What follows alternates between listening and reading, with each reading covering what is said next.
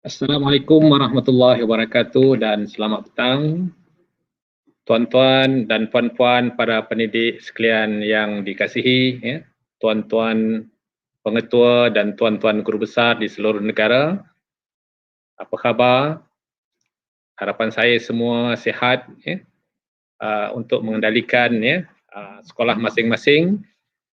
Jadi selamat datang pada hari ini untuk kita bersama-sama, ya, dalam program kita pada hari ini. Dan tuan-tuan dan puan-puan, ya, kita akan bersiaran di dalam diskusi profesional kita untuk melihat panduan pelaksanaan jadual waktu PDPR. Tuan-tuan dan puan-puan, kita sedia maklum bahawa sesi persekolahan tahun ini menyaksikan semua murid mengikuti PDPR seawal hari pertama persekolahan. Ekoran PKP yang diumumkan oleh kerajaan. Kita telah sedia maklum tentang perkara tersebut. Walau bagaimanapun, ya, sekolah, ya, seperti yang tuan-tuan sedia maklum, tuan-tuan dan puan-puan, ya, yang menerajui sekolah, ya, telah menyediakan jadual waktu PDPR. Ya. Bagaimanapun, masih timbul sebenarnya pertikaian dan kerisauan pelbagai pihak tentang pelaksanaan PDPR berdasarkan jadual yang diberikan tersebut. Ya. Jadi tuan-tuan dan puan-puan juga, ya, semalam saya yakin, ya, telah mengikuti satu sesi webinar yang telah disampaikan oleh Yang Berusaha Datin Sri Hajah Nur Zabani binti Abdul Hamid, Timbalan Ketua Pengarah Pendidikan Sektor Dasar dan Kurikulum, yang juga, ya, melihat dan membincangkan perkara yang sama. Jadi rentetan daripada webinar tersebut, pelbagai soalan, ya, telah kami terima dan kita melihat, ya, perkara tersebut, kita analisis dan pada hari ini, ya, kita akan cuba jawab isu-isu yang dikemukakan. Ya. Mudah-mudahan, ya, sesi yang ada pada hari ini, yang kita laksanakan pada hari ini akan membantu tuan-tuan dan puan-puan dalam mengendalikan pelaksanaan jadual waktu di peringkat sekolah. Bagaimanapun tuan-tuan dan puan-puan, ya, untuk kita melestarikan kefahaman tuan-tuan dan puan-puan, ya. Jadi sebelum kita pergi kepada persoalan-persoalan tersebut, ya, jadi saya ingin tekankan sedikit berkaitan panduan pelaksanaan jadual waktu yang telah dihuraikan oleh Yang Berbahagia Datin Sri semalam. Jadi tuan-tuan dan puan-puan, jadi jadual waktu sebenarnya adalah satu perkara yang amat penting. Kita semua sedia maklum, ya. Dalam sistem persekolahan kita, jadual waktu adalah sangat penting di mana pelaksanaan PDP akan dapat dilaksanakan dengan teratur dan sistematik. Dan kita sedar apabila berlakunya PDPR, pihak sekolah, ya, telah merancang jadual waktu PDPR untuk kelangsungan pembelajaran murid. Ya. Kerana kita sedia maklum dan kita sedia tahu, tanpa adanya jadual waktu, ya, makna pembelajaran dan prosesnya, ya, mungkin tidak berlaku dengan lancar. Jadi tuan-tuan dan puan-puan, seperti yang saya nyatakan lebih awal tadi, walaupun kita telah berusaha, ya, pihak sekolah telah berusaha membuat jadual waktu dan sebagainya, tapi terdapat pelbagai isu yang timbul akibat ketidakfahaman dan kita tidak selarasan jadual waktu. Jadi tinjauan dan semakan KPM mendapati bahawa pelbagai jenis jadual waktu yang dikeluarkan oleh pihak sekolah. Jadi kalau kita lihat sebagai contohnya tuan-tuan dan puan-puan, ada jadual waktu yang tuan-tuan dan puan-puan sediakan itu, ada yang dalam satu hari itu ada 4 jam pembelajaran. Ada juga jadual waktu yang disediakan ada 2 jam waktu pembelajaran. Ada juga, ya, satu hari itu 1 jam pembelajaran. Jadi kalau kita lihat, ya, dekat situ, apa yang kita lihat dekat sini, yang pertamanya ialah kesan daripada jadual waktu yang berbeza ini telah mengakibatkan kandungan asas yang sepatutnya disampaikan kepada murid tidak dapat disampaikan dengan berkesan, ya, kerana jadual waktu yang berbeza-beza mengikut peringkat sekolah. Dan yang keduanya, KPM juga turut mendapat aduan daripada ibu bapa mengenai lambakan kerja rumah, di mana kandungan kurikulum tidak disampaikan seperti yang dihasratkan. Dan yang ketiganya, pendekatan yang digunakan oleh guru atau sekolah tidak sesuai dengan lokaliti setempat serta kebolehan murid seperti penggunaan peranti dan akses internet.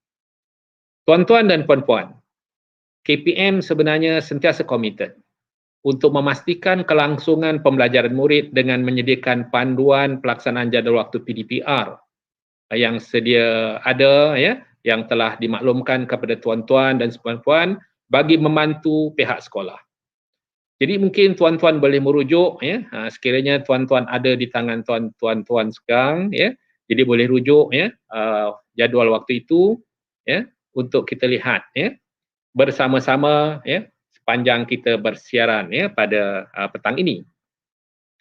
Jadi panduan ini tuan-tuan dan puan-puan, sebenarnya yang pertamanya ialah bertujuan untuk mencadangkan peruntukan masa PDPR yang terancang, berstruktur dan seimbang agar tidak berlaku lambakan kerja rumah yang membebankan murid. Okey, itu yang pertama, ya. Dan kita cuba atasi tentang isu-isu berkenaan dengan lambakan kerja rumah. Yang keduanya ialah menjadi rujukan, ya, pihak pengurusan sekolah, guru mata pelajaran, juga ibu bapa dan semua pihak yang berkepentingan dalam melaksanakan jadual waktu PDPR bagi memastikan kelangsungan pembelajaran murid. Ya. Jadi apabila kita ada panduan, ya, memudahkan kepada semua pihak untuk kita melaksanakan tugas-tugas kita. Dan yang ketiganya ialah membantu guru membina suasana PDPR yang mesra ibu bapa agar mereka dapat memberi sokongan berterusan terhadap pembelajaran di rumah. Jadi berasaskan, ya, tujuan panduan ini, tuan-tuan dan puan-puan, jadi kalau kita lihat, ya, jadi jadual waktu PDPR. Jadi kalau kita lihat dalam jadual waktu PDPR itu, ya, jadi perkara-perkara yang kita perlu fahami, ya, supaya kita jelas, ya, kerana bila kita melaksanakan sesuatu, ya, dan kita tidak berapa jelas ataupun kita kurang jelas, memanglah menjadi, ya, masalah kepada kita dan bebanan kepada kita, ya, untuk kita melihat apakah sebenarnya yang dikehendaki.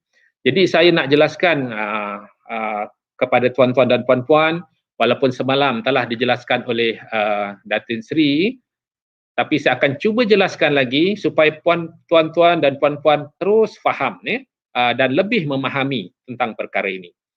Jadi 3 perkara yang perlu difahami, ya, tuan-tuan dan puan-puan, ya, sebelum kita, ya, melaksanakannya, ya. Jadi semua pihak, ya, sebelum kita melaksanakan PDPR, jadi kita perlu memahami 3 perkara.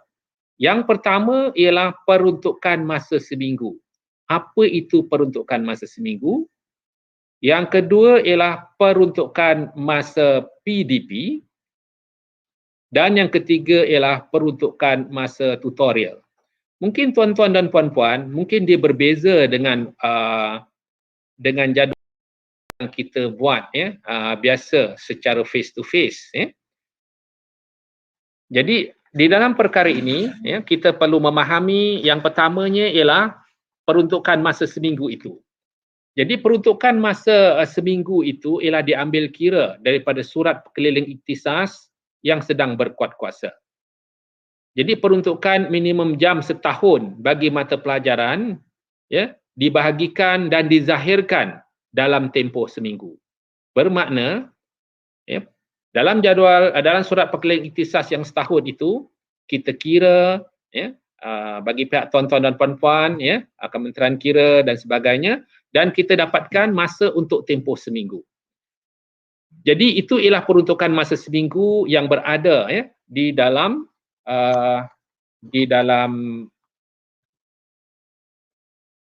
panduan pelaksanaan jadual waktu PDPR. Selepas itu kita kena faham tentang masa PDP. Jadi peruntukan masa PDP yang tertera di situ ialah tempoh masa yang diperuntukkan bagi menyampaikan kandungan mata pelajaran. Jadi kalau kita bandingkan tuan-tuan dan puan-puan seperti dalam jadual waktu biasa face to face ya, bila kita sampaikan kandungan mata pelajaran ya, itulah waktu PDP yang ada yang dimaksudkan di dalam contoh jadual waktu tersebut ya. Dan kita masukkan pula satu ialah pelaksanaan ya, pelaksanaan untuk masa tutorial. Okey. Jadi tuan-tuan dan puan-puan, jadi untuk kita faham ni, yang masa tutorial ni apa pula tuan-tuan dan puan-puan ya? Iaitu tempoh masa yang diperuntukkan untuk melaksanakan latihan ataupun tugasan PDP bagi tujuan pengukuhan dan pengayaan. Jadi saya ingin huraikan lebih lanjut berkenaan dengan apa itu pelaksanaan peruntukan masa PDP ya, tuan-tuan dan puan-puan, supaya kita lebih jelas ya, apa itu bezanya di antara peruntukan masa PDP dan peruntukan masa tutorial ya. Kerana mungkin ini baru kepada tuan-tuan dan puan-puan, kenapa pula sekarang ni ada masa tutorial contohnya kan. Okey. Jadi kita lihat dahulu peruntukan masa PDP. Jadi masa PDP ini seperti takrif yang telah saya nyatakan tadi, definisi, iaitu tempoh masa yang diperuntukkan bagi menyampaikan kandungan mata pelajaran. Jadi pelaksanaan peruntukan masa ini ialah yang pertamanya ialah pelaksanaan kandungan kurikulum semasa peruntukan masa PDP boleh dilaksanakan secara dalam talian atau luar talian, bergantung kepada kemudahan sumber dan situasi lokaliti sekolah. Jadi tuan-tuan dan puan-puan, kalau kita berfikir sebelum ini bahawa contohnya jadual waktu PDPR itu mestilah menggunakan kaedah dalam talian ataupun senang kata secara online ya, tapi tidak semestinya ya. Jadi peruntukan masa PDP itu boleh dilaksanakan sama ada dalam talian ya, ataupun orang kata online, ataupun di luar talian yang mungkin orang kata sebagai offline ya, ataupun ada juga setengah-setengah tempat yang kita laksanakan sebagai offsite. Okey.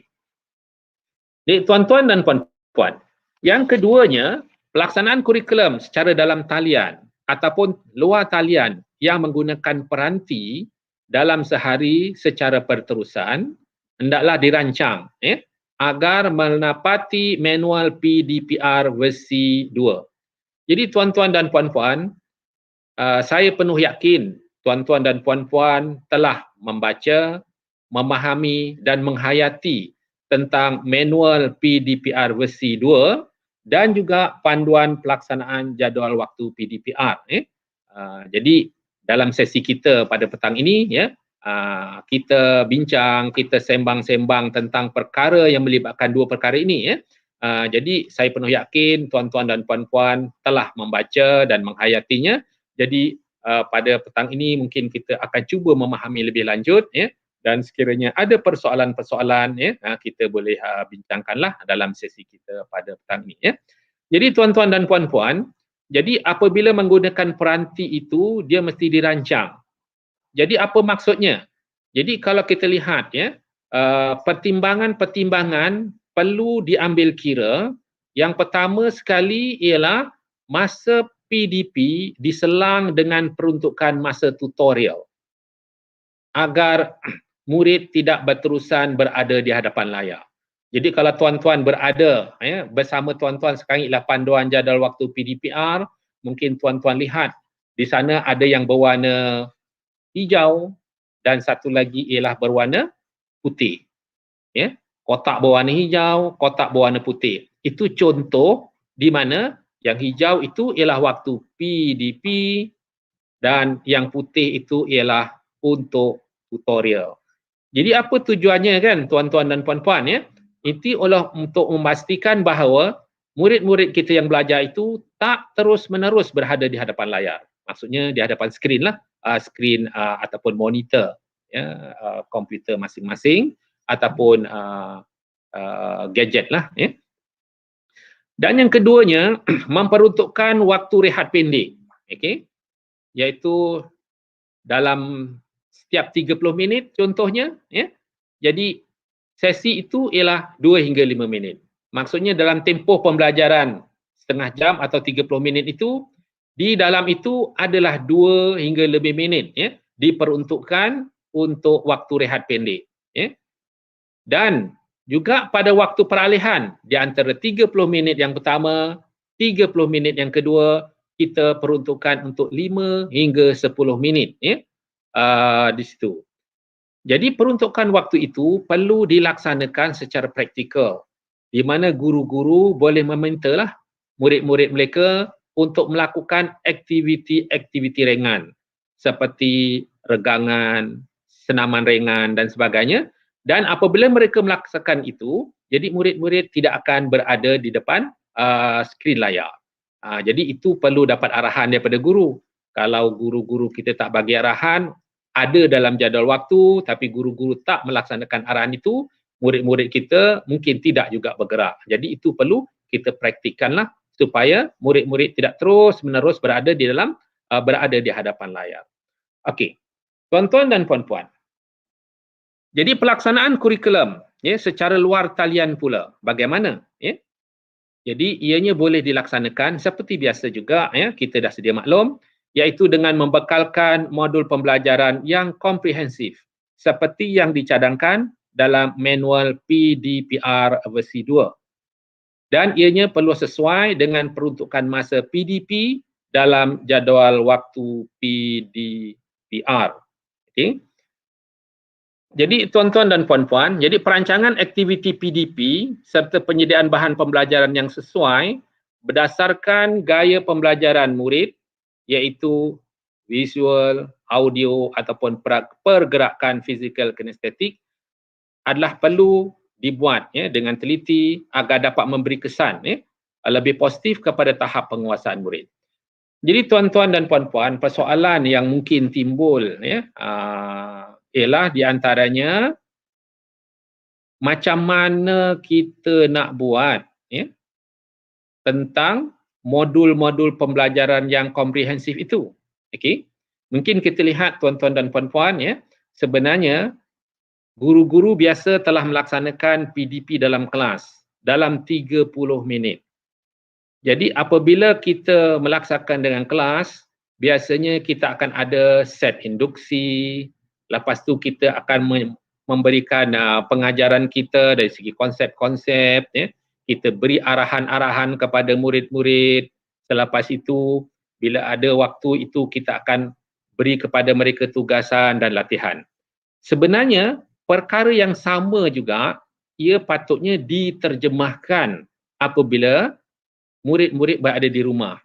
Walaupun kita tidak ada bersama dengan murid-murid kita di rumah, jadi guru-guru perlu, ya, terjemahkan itu berada di atas arahan-arahan dalam kertas manual, ya, kertas modul yang disertakan. Jadi dalam kertas modul mereka perlu nyatakanlah, contohnya pada hari Isnin yang pertama ialah bahasa Melayu. Jadi guru-guru kena nyatakan pada hari Isnin 7.30 hingga 8 bahasa Melayu. Apa murid-murid kena laksanakan? Dia beri arahan satu persatu di situ. Termasuk apa yang perlu mereka lakukan. Kalau cikgu merujuk kepada buku teks, kena nyatakan muka surat berapa hingga muka surat berapa, murid perlu buat apa?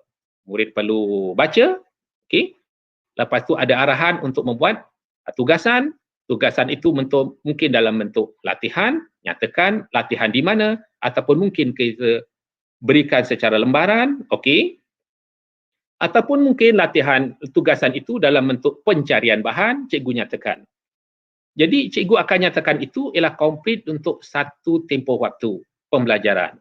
Mungkin bahasa Melayu yang telah dijadualkan itu ialah waktu pertama, waktu kedua dan waktu ketiga.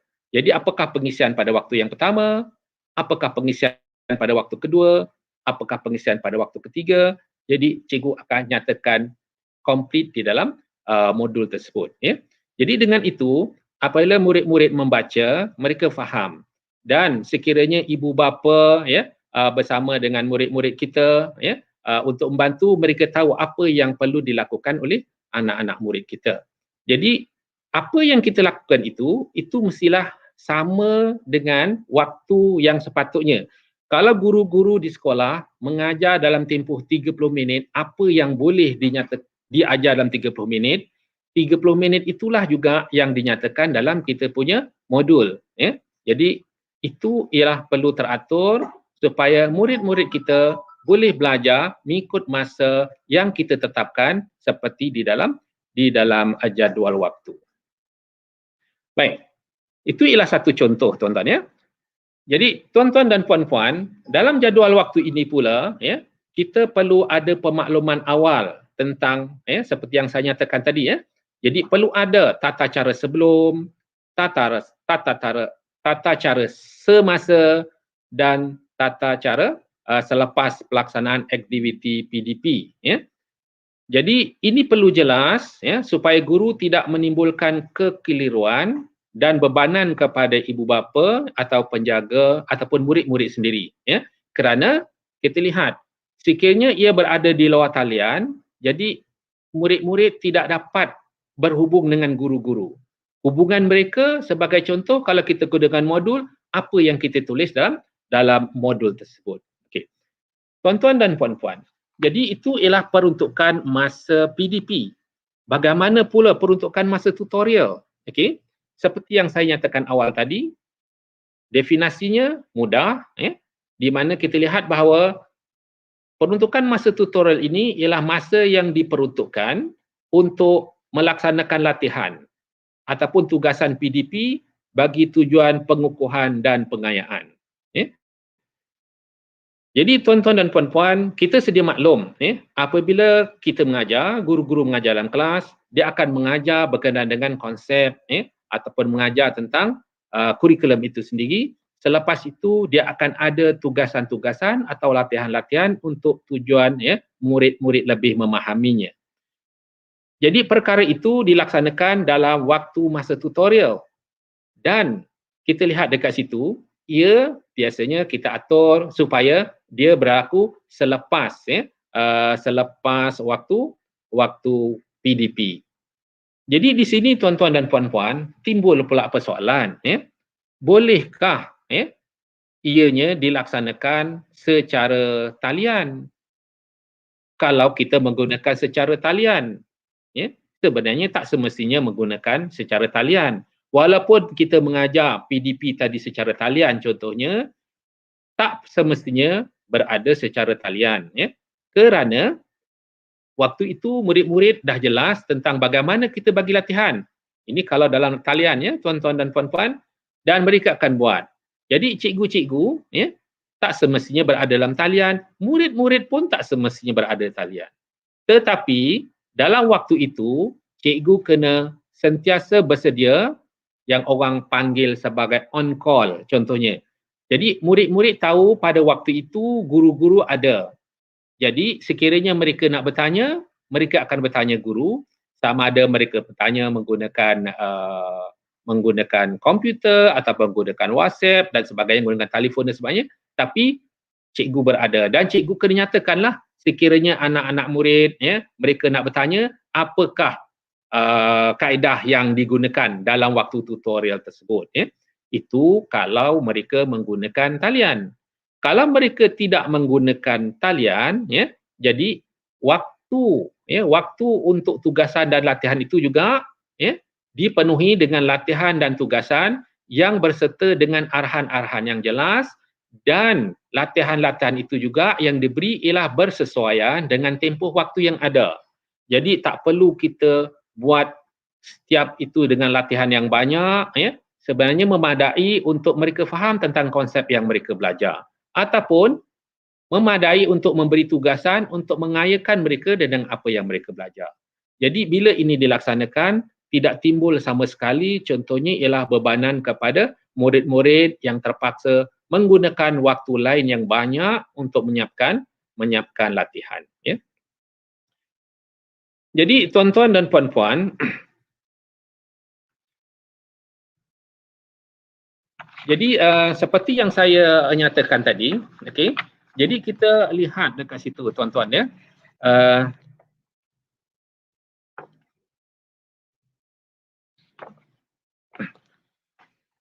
Jadi mungkin tuan-tuan dan puan-puan, mungkin akan ada yang bertanya ni ya, tuan-tuan dan puan-puan ya. Dia kata sebab kita ni ialah kita ni cikgu kan ya. Jadi dia pun tanya macam mana kita kementerian kira ya, dia kata jadual waktu sampai untuk setiap minggu ini ya. Jadi mungkin tuan-tuan dan puan-puan, kaedah pengiraannya ya kita permudahkan saja ya, iaitu kita melihat ya dalam masa setahun ya, jadi kita ambil kiraan untuk 32 minggu. Kita sedia maklum bahawa dalam masa setahun sebenarnya waktu PDP itu bukanlah 32 minggu ya, tetapi kita ambil 32 minggu. Mungkin yang tanya, kenapa 32 minggu menyebabkan terlalu padat kita melaksanakan untuk tempoh PKP ini, tuan-tuan dan puan-puan ya. Jadi kenapa kita buat untuk minggu-minggu, tuan-tuan dan puan-puan? Jadi untuk minggu-minggu ini sebenarnya kita laksanakan supaya ya apabila tuan-tuan guru-guru semua mengajar, mereka mengikut tempoh-tempoh waktu itu ya, supaya mereka dapat ya menghabiskan silibus itu daripada satu tahap ke satu tahap yang lain ya. Jadi 32 itu ialah diambil dengan mengambil kira ya kandungan ya kurikulum yang perlu diselesaikan ya. Jadi kita mengambil juga ya seperti apa yang ada ya pada tahun lepas dan pada tahun ini juga ya.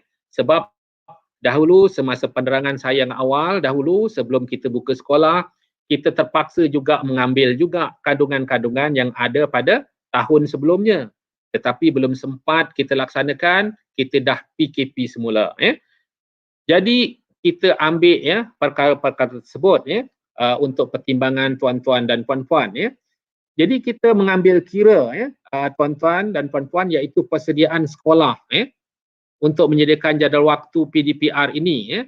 Kerana dalam menyediakan ini selepas kita lihat dekat sini bukan hari ini ya kita dapat apa tu surat pemakluman dan kita boleh laksanakan hari ini ya.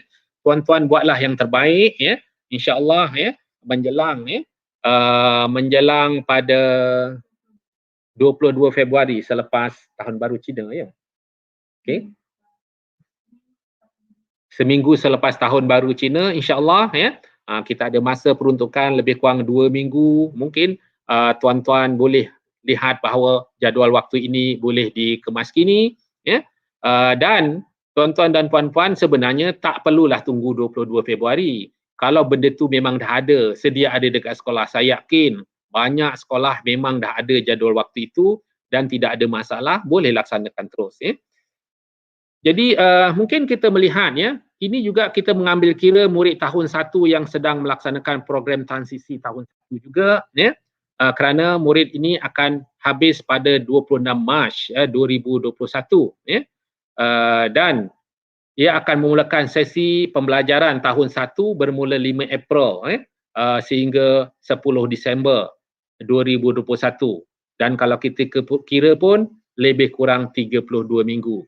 Dan tuan-tuan dan puan-puan juga aktiviti-aktiviti yang ada di sekolah. Walaupun mungkin sekarang ni PKP, kita juga ambil masa ataupun reserve untuk peperiksaan-peperiksaan awam yang insya-Allah akan berlaku dengan arahan-arahan yang akan diberi oleh kementerian seperti akan ada SPM kemungkinannya ialah kita tak tahu kalau ikut jadual biasa kita ada PT3, kita juga ada juga UPSR walaupun sehingga sekarang ini dalam takwim masih belum tentu lagi tapi kita sediakan waktu-waktu itu.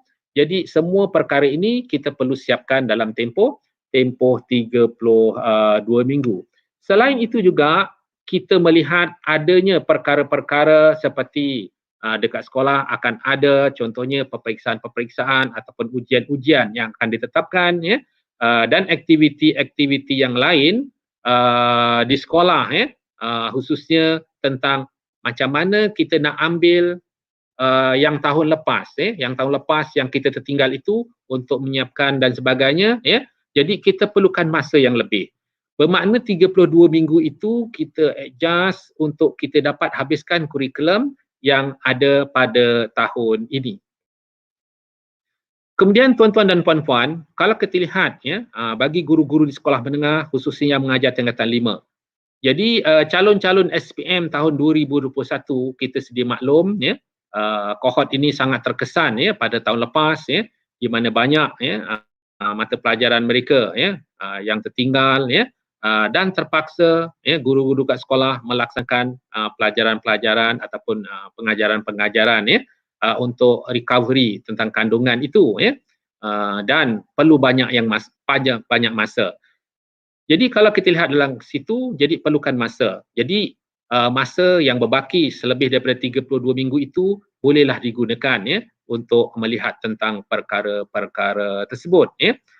Dan kemudian kalau kita ambil kira juga fokus pembelajaran mengikut tahap seperti di sekolah rendah iaitu literasi dan numerasi, juga sifat mata pelajaran yang bentuk horizontal dan vertikal. Jadi kita melihat itu semua sekali dari pelbagai aspek untuk memastikan bahawa semua yang kita rancangkan itu sebenarnya menjadikan kita dapat laksanakan dan kita rancangkan dengan yang terbaik. Memang kita akan mengatakan bahawa sangatlah benda tu ideal kita nak laksanakan. Kita merancang tuan-tuan dan puan-puan tapi apabila kita dah rancang, insya-Allah sekiranya tidak ada apa yang aral yang melintang, bermakna kita akan dapat laksanakan dengan yang terbaik dan sekiranya ada apa-apa yang berlaku yang menyebabkan perkara-perkara seperti yang dirancang ini tak boleh berlaku, jadi kita akan bincangkan selepas ini pada masa akan datanglah Jadi oleh itu tuan-tuan dan puan-puan, 32 minggu itu adalah dikira sebagai asas pengiraan untuk peruntukan masa seminggu. Okey. Jadi mungkin kita lihat contoh-contoh pengiraan seperti dalam jadual itu lama jadual itu berada kat situ, tapi saya cakap yang lain-lain pula tapi sebenarnya berkait juga dalam jadual itu tuan-tuan dan puan-puan Jadi kalau kita lihat jadual itu, yang ini kalau tuan-tuan ingat sebenarnya saya dah jelaskan dalam taklimat yang lama sebelum ini tuan-tuan di mana seperti yang saya nyatakan tadi banyak yang terkesan dengan apa silibus yang berlaku pada tahun lepas. Jadi mungkin saya nak fokus tuan-tuan dan puan-puan cara nak kira lah tuan-tuan dan puan-puan mungkin bagi kefahaman sikit tuan-tuan dan puan-puan. Contohnya kita lihat dekat situ, okey. Kita ambil bahasa Melayu tahun 1 tuan-tuan dan puan-puan. Jadi minimum jam setahun dalam SPI bilangan 8 tahun 2016 ialah 192 minimum jam setahun. Okey. Dan cara pengiraannya tuan-tuan ialah jadi 192 jam darab 60 minit untuk kita tukar di minit. Kemudian kita bahagi dengan 32 minggu. Jadi jumlahnya kita akan dapat 360 minit seminggu. Jadi berdasarkan kepada pertimbangan pegawai mata pelajaran expert dalam bidang-bidang seperti dalam perkara 7 perkara 7 ni nanti dia tanya apa yang doktor cakap perkara 7 sebenarnya perkara yang saya terangkan tadilah, ini dalam catatan saya ni jadi peruntukan sebanyak 240 minit ialah untuk masa PDP dan 120 minit ialah masa tutorial jadi seperti yang saya terangkan tadilah apa itu masa PDP dan apa masa tutorial. Jadi 360 minit itu ialah kalau ikut SPI, tetapi kita dah bahagikan jadi cikgu perlu mengajar 240 minit, 120 minit dia peruntukan untuk masa tutorial. Jadi dekat sini saya dah terangkan tadi bagaimana kalau online, bagaimana kalau bukan online Jadi walau bagaimanapun tuan-tuan peruntukan masa ini kelihatannya lebih banyak bagi sekolah khususnya sekolah 2 sesi yang biasa menggunakan perkiraan minggu akademik iaitu 38 hingga 42 minggu. Dan PDPR yang ditekankan adalah bersifat fleksibel. Dan guru juga boleh memilih lah sama ada untuk offline semasa murid melaksanakan latihan, tugasan ataupun semasa sesi tutorial.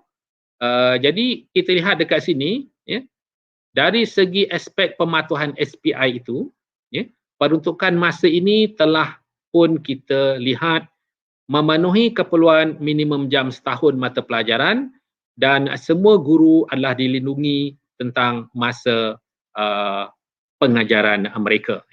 Jadi tuan-tuan dan puan-puan, jadi bila kita lihat perkara ini, jadi kita lihat dalam semua segi untuk memastikan bahawa PDP ini dapat dilaksanakan dan insya-Allah kurikulum kita dapat berjalan seperti biasa, guru-guru dilindungi dan anak-anak murid kita semua mendapat ilmu pembelajaran seperti yang sepatutnya. Baik, tuan-tuan dan puan-puan. Jadi kita lihat dekat sini iaitu berkenaan dengan RPT. Jadi kalau kita lihat penyelarasan RPT.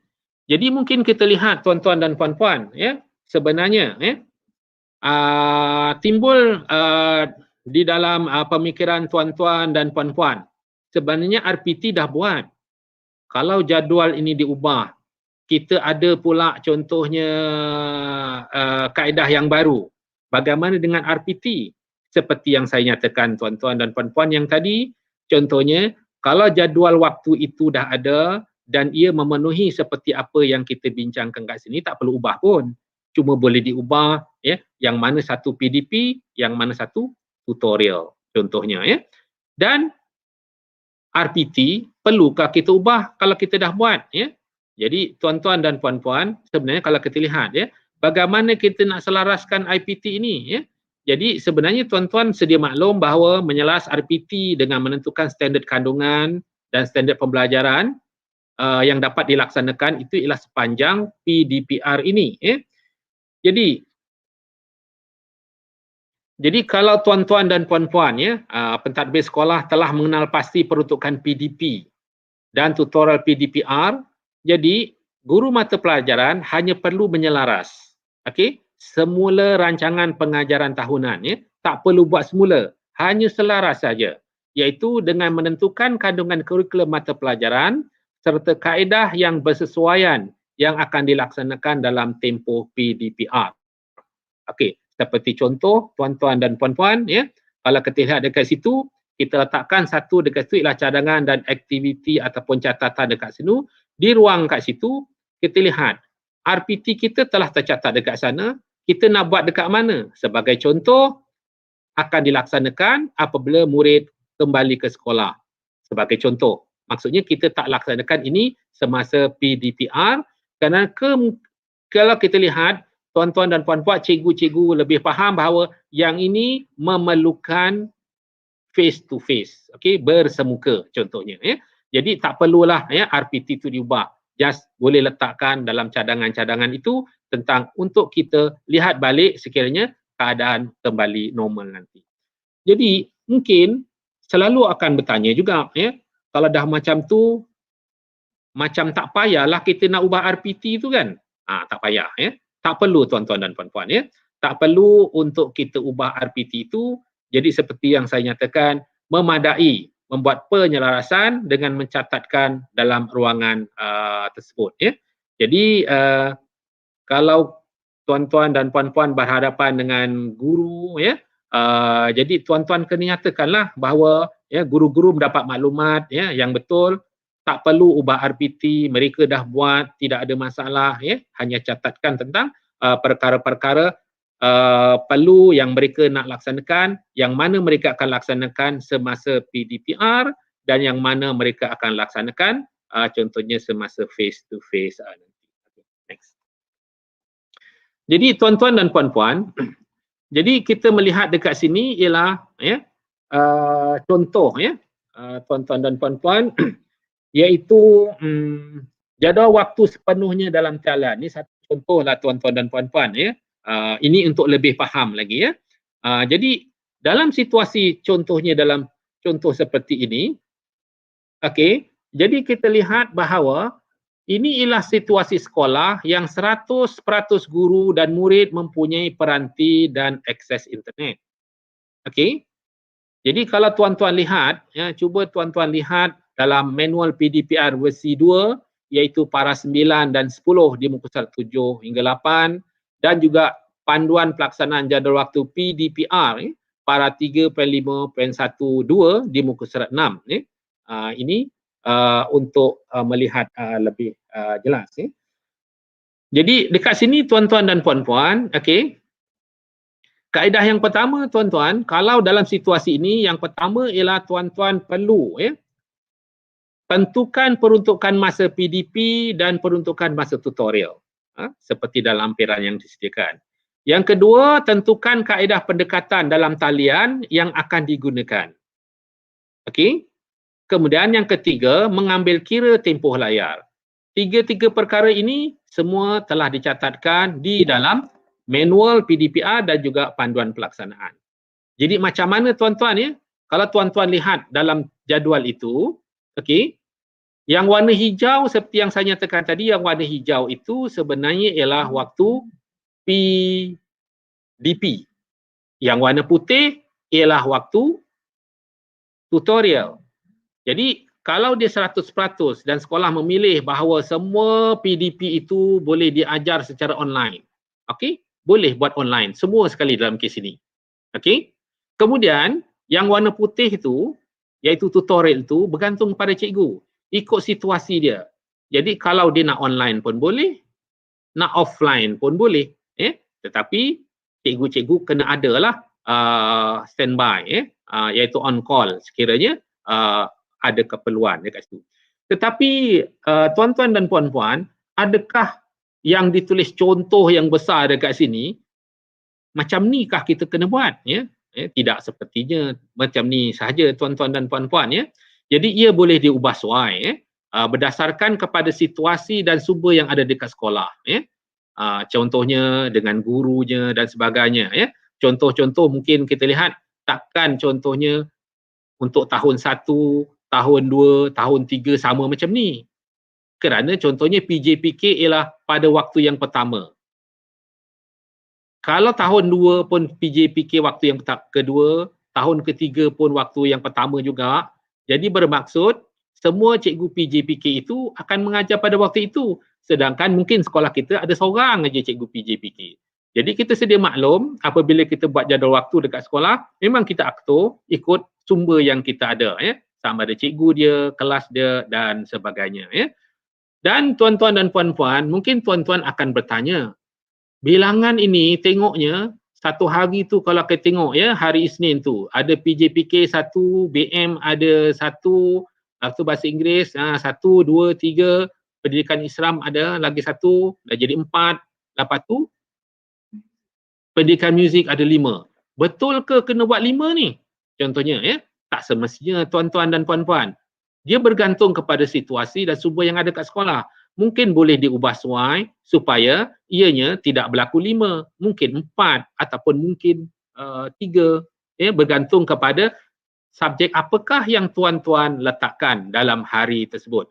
Apa yang penting tuan-tuan dan puan-puan, bahawa dalam waktu seminggu itu semuanya ialah dilaksanakan mengikut peruntukan waktu seminggu tadi. Contohnya bahasa Melayu, contohnya satu minggu berapa 360 minit untuk tahap 1. Untuk tahap 1 contoh ambil. Melayu tahap 1 ada 360 minit. Okey. Jadi 360 minit itu kita letaklah di mana-mana. Mungkin kita letak ada. Cuma kita sebagai pentadbir dekat sekolah sudah pasti faham bahawa bagaimana kita nak atur itu. Tak mungkin kita akan letak bahasa Melayu itu satu hari daripada 7.30 sampailah pukul 1.40. Sebab kita tahu keupayaan anak-anak kita apabila dia nak belajar, dia tak boleh terus menerus dan sebagainya untuk satu subjek. Daripada psikologinya, dari segi model pembelajarannya mungkin tak kena. Jadi kebijaksanaan pihak sekolah lah bagaimana mereka mengatur sama macam mereka mengatur jadual waktu seperti biasa, ya. Tuan-tuan dan puan. Ini satu contoh. Bagaimana kalau situasi yang lain, tuan-tuan, ya. Jadi mungkin situasi yang kedua ini ialah kalau contohnya tak ada pun online. Kita buat semua sekali, ya, sepenuhnya di luar talian. Macam mana nak buat jadual waktu? Okey. Jadi tuan-tuan dan puan-puan, ya, sama juga jadual waktu itu seperti yang saya terangkan tadi. Yang pertama ialah peruntukan, ya, tentukan peruntukan masa PDP dan masa tutorial. Dan yang kedua ialah menghasilkan modul pembelajaran yang merangkumi masa PDP dan masa tutorial tersebut. Kerana kita tidak online.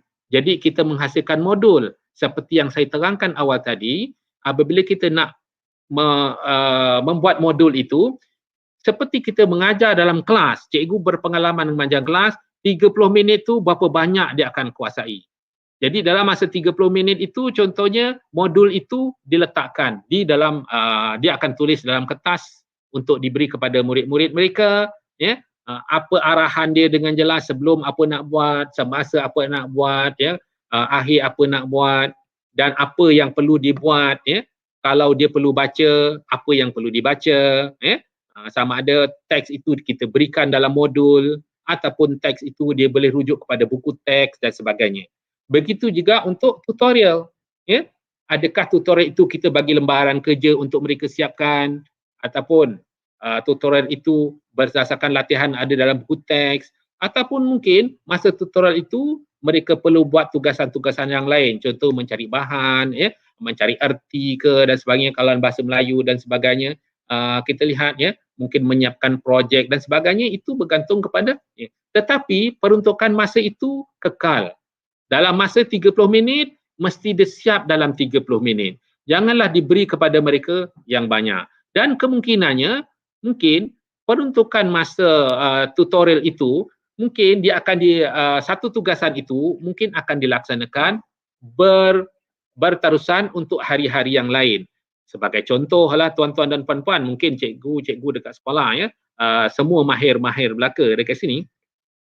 Mungkin waktu tutorial pada hari Isnin mereka suruh cari bahan. Pada hari Selasa kalau ada lagi mereka akan tentukan apa latihan dan sebagainya. Jadi semua tata cara itu perlu dicatat, ya, untuk memberi penerangan kepada murid. Jadi bila murid-murid baca, okey, mereka pun tahu apa nak buat. Dan siapa yang membantu mereka kat rumah, contohnya ibu atau bapa atau penjaga, bila baca dekat situ mereka pun faham apa mereka boleh terangkan kepada anak-anak mereka apa yang dia nak buat, ya. Jadi dalam keadaan itu, jadi dia tidak timbullah bebanan kepada ibu bapa dan yang kat rumah, ya. Jadi tuan-tuan dan puan-puan, ya. Jadi seperti kalau tuan-tuan lihat, ya, di dalam paparan, ya, slide itu, sebenarnya dalam slide itu dia ambil daripada manual PDPR 2.0, ya. Dekat situ dia tulis kat situ perkara 11 kan, ya. Antara kaedah PDPR yang boleh digunakan ialah pembelajaran menggunakan modul dan pembelajaran berasaskan projek. Ditulis kat situ, ya. Modul pembelajaran perlu dirancang secara berstruktur untuk memenuhi keperluan mata pelajaran dan dilaksanakan dalam tempoh yang bersesuaian. Dan modul pembelajaran yang dibangunkan perlu mengandungi perkara-perkara tersebut. Apa sasaran dia, apa tajuk dan apa tema, objektifnya, tempoh pelaksanaan, penerangan berkaitan aktiviti, nota berstruktur, aktiviti yang relevan, ya, pentaksiran untuk mengukur penguasaan murid, ya, semua kita letak dekat situ. Sebab apabila aktiviti itu dah buat, tuan-tuan dan puan-puan dan sebagainya, dekat situlah juga nanti tuan-tuan akan melihat bagaimana untuk menilai anak-anak kita ni, ya, menggunakan kaedah PBD itu. Sebab salah satu kaedah PBD ialah mungkin sekiranya menggunakan manual, ya, berdasarkan kepada latihan yang mereka buat, ya, projek-projek yang mereka buat dan sebagainya. Dan tuan-tuan dan puan-puan, juga kita lihat, ya, tuan-tuan dan puan-puan, kita melihat bahawa ada guru-guru kita sebelum ini, ya, membuat arahan dalam dua medium yang berbeza, ya. Jadi mungkin tuan-tuan dan puan-puan perlu lihat dan perlu elakkan. Sebagai contoh tuan-tuan dan puan-puan ya, di dalam manual, dalam modul, mereka beri hanya lembaran kerja. Tetapi dia tak bagi arahan. Arahan diberi dalam bentuk SMS ataupun dalam bentuk video ringkas dan disampaikan melalui WhatsApp contohnya. Isu yang berlaku, ada murid-murid yang dapat. Ada murid-murid yang tak tengok WhatsApp ataupun tak ada telefon, mereka tak dapat arahan. Ataupun mereka dapat arahan tetapi bahan-bahan modul itu tak sampai kepada mereka. Bermakna perkara itu akan terputus. Jadi kita harap kalau ia menggunakan manual, jadi arahan-arahan itu juga perlu ditulis dalam manual supaya ianya boleh sampai kepada murid-murid kita pada waktu yang sama. Okay. Dan seperti dinyatakan kat situ, ya, modul dihasilkan sekurang-kurangnya, ya, kita lihat itu ialah dalam tempoh seminggu. Jadi tuan-tuan dan puan-puan, kita tak perlulah ya buat setiap hari kan, tetapi kita nyatakan dalam yang pertama itu untuk tempoh bila, yang ni untuk tempoh bila, supaya mereka tahu dalam jadual waktu itu bahasa Melayu tu pada waktu itu bila nak lihat. Ya. Kemudian bahasa Melayu yang kedua pula, bila mereka nak buat dalam tempoh seminggu itu, mereka boleh habiskan mengikut jadual waktu yang tuan-tuan dan puan-puan dah tetapkan, ya, yang telah diberi, dan jadual-jadual itu juga diserahkan kepada murid-murid kita supaya panduan mereka belajar semasa mereka ada di rumah. Ya. Dan saya ingin jelaskan lagi tuan-tuan dan puan-puan bahawa apabila telah arahan-arahan jelas sampai kepada guru-guru dekat murid-murid kita kat rumah, murid-murid mesti diberi arahan untuk menghantar balik. Selepas mereka hantar balik, guru-guru mesti menandalah ya kerja-kerja mereka itu. Selepas itu guru-guru kena pulang balik kepada anak-anak mereka, kepada murid-murid mereka supaya mereka tahu, murid-murid kita tahu bahawa mereka buat tu betul ke, salah ke. Jadi mereka dapat perkara tersebut untuk meningkatkan kaedah mereka. Dan kena nyatakan sekiranya ianya akan diambil kira dan sebagai dia punya PBD. Jadi anak-anak murid tahu bahawa cikgu ambil kira ini, ya. Jadi mereka pun berusahalah ya untuk mereka belajar dan sebagainya, ya. Tapi pendekatan kita sedia maklum sebagai pendidik, ya. Kita sedia maklum bagaimana kita nak memberi secara yang terbaik kepada anak-anak mereka kita, ya, supaya anak-anak murid kita itu tidaklah dalam keadaan stres, udahlah tak jumpa cikgu, ya. Jadi arahan-arahan itu perlu jelas, perlu mudah, latihan-latihan pun, ya, untuk mencapai ya objektif kurikulum itu. Yang penting mereka tidak tertinggal ya dalam kurikulum kita, dan kita lihat bahawa anak-anak murid kita itu akan mendapat ya pembelajaran yang sepatutnya, dan guru-guru juga ya boleh melaksanakan PDP dengan selesa, dan pada waktu yang sama mereka nak pastikan bahawa murid-murid mereka dapat, dan akhirnya cikgu dapat mentafsir menggunakan PPD ini. Jadi akhirnya nanti apabila di akhir tahun ya ataupun apabila sekolah dibuka semula, jadi pada waktu PDPR yang berlaku itu kita dah kenal pasti anak-anak murid kita itu sampai tahap mana mereka berupaya dalam pembelajaran mereka. Okey. Mungkin kita lihat seterusnya tuan-tuan dan puan-puan, tak semestinya tuan-tuan ya, ada kalanya ada semua komputer pun ada.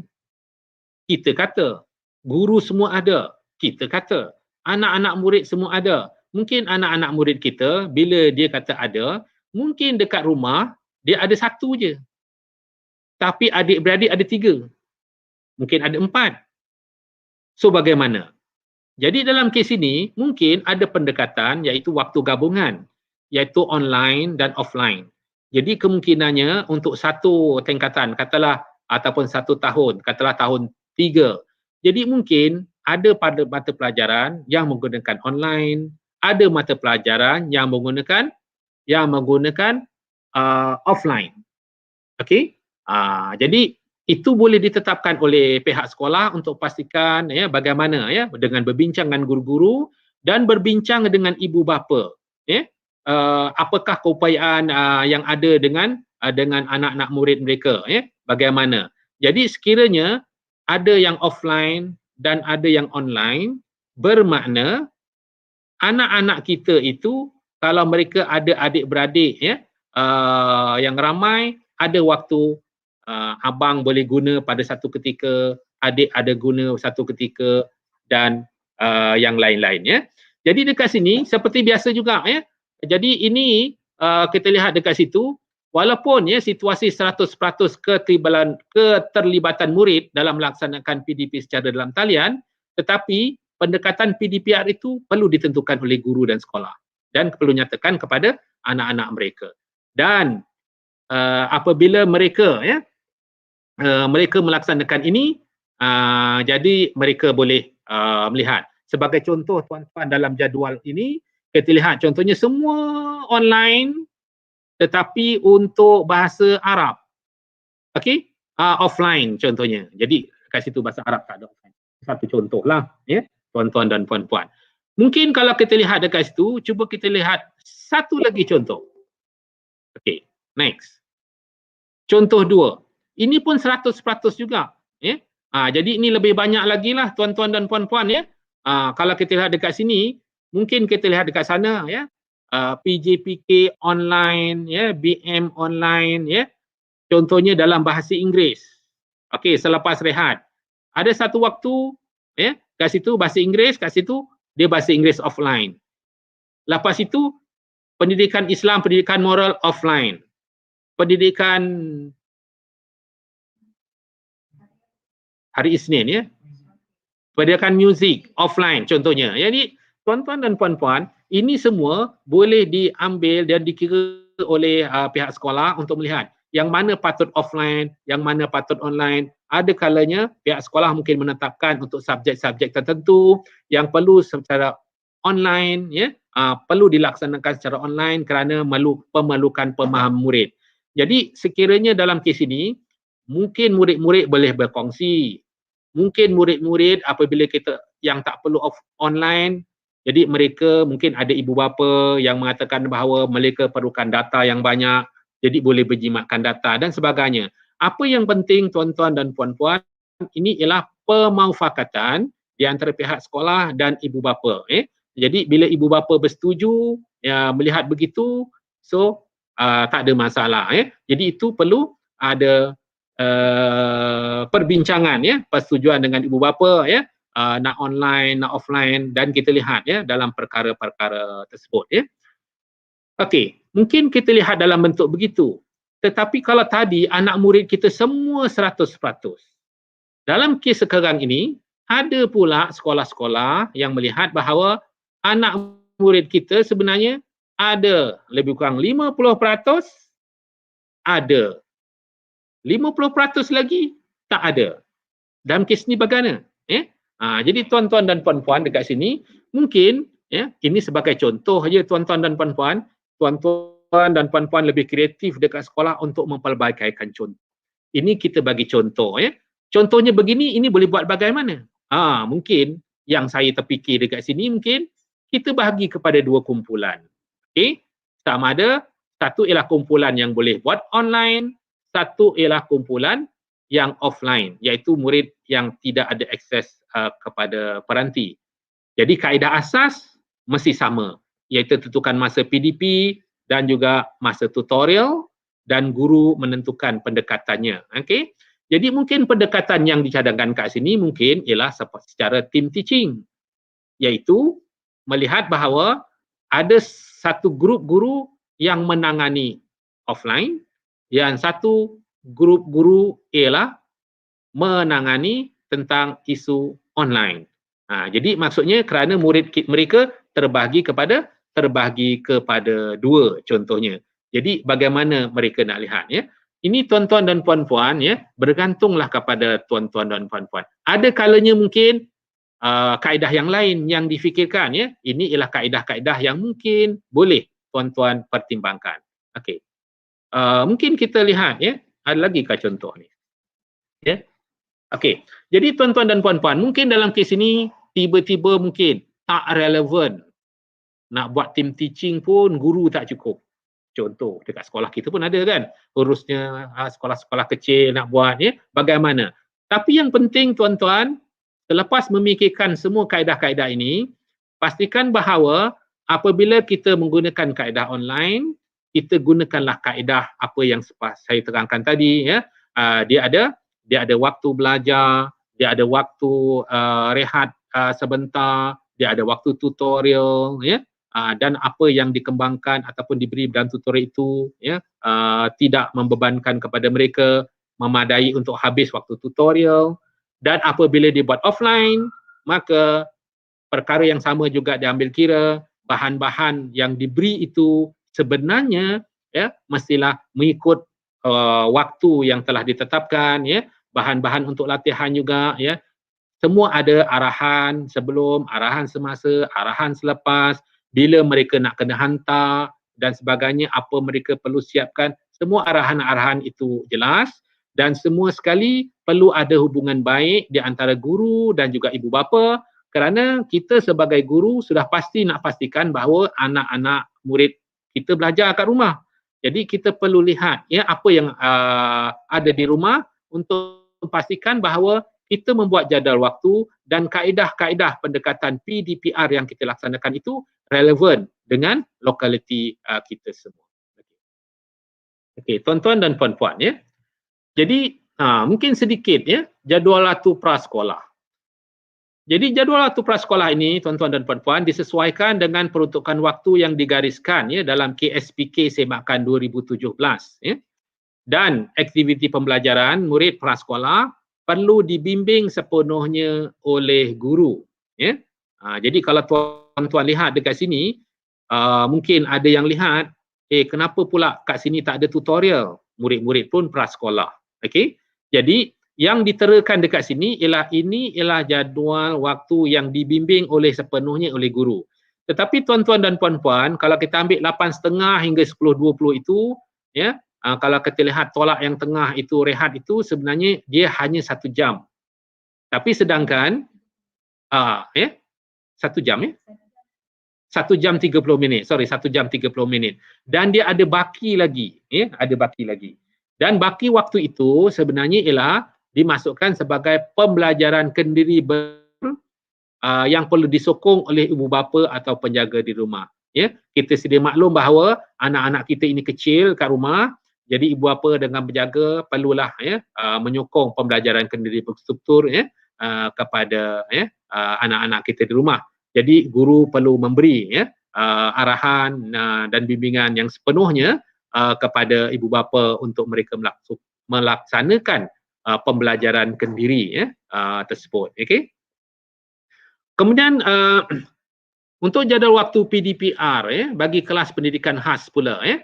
Jadi ini ialah kita melihat daripada jadual waktu PDPR KSPK Pendidikan Khas Semakan 2017 ya, KSSR Pendidikan Khas Masalah Pembelajaran 2017 dan KSSM Pendidikan Khas ya dilaksanakan secara fleksibel bergantung kepada kewayaan murid berkeperluan MBK.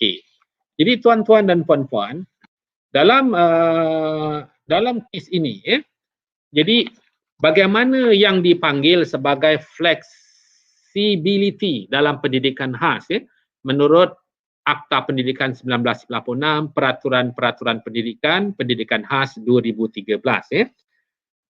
Jadi flexibility bagi pendidikan khas ini ialah juga melibatkan pendekatan PDP di mana kandungan kurikulum boleh dimodelkan dan disepadukan dengan mengutamakan praktikal dan amali.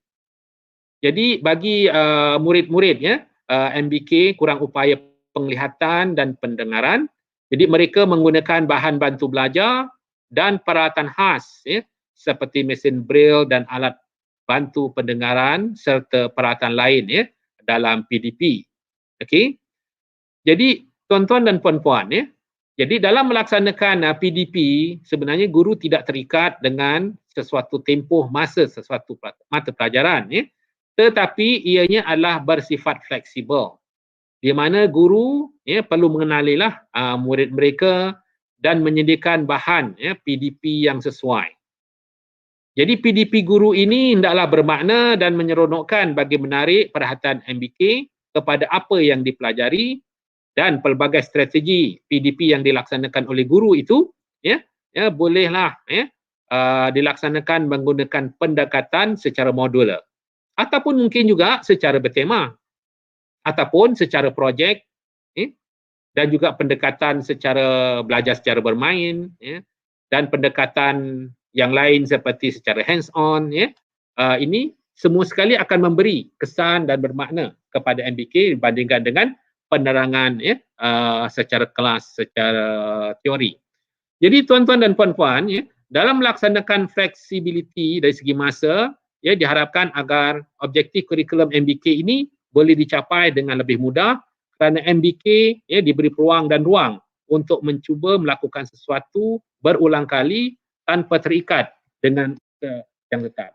Jadi dalam kes ini sudah pastilah tuan-tuan dan puan-puan akan bertanya juga kan. Okey. Ini waktu PKP. Okey. Macam mana ni? Doktor tak terangkan pula contohnya. Kalau kat rumah macam mana? Kan?